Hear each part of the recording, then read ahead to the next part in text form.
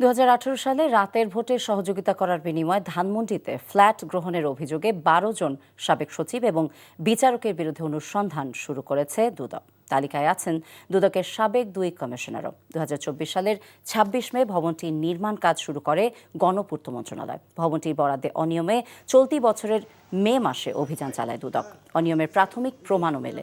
নির্মাণাধীন 23টি ফ্ল্যাটের 12টি পাবার কথা ছিল দুদকের আলোচিত সাবেক কমিশনার মোজাম্মেল হক খান এবং জহুরুল হক সহ 12 জন সচিব পদমর্যাদার কর্মকর্তা, যাদের বেশিরভাগ 5 আগস্টের গণঅভ্যুত্থানের পর থেকে পলাতক রয়েছেন।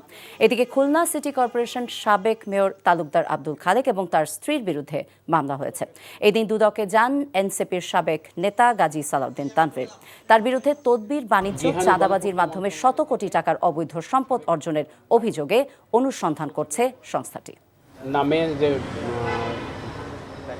ফ্ল্যাট বরাদ্দ দেওয়া হয়েছিল, সেটা দুদক থেকে একটা এনফোর্সমেন্ট অভিযান পরিচালিত হয়েছিল গত মে মাসে।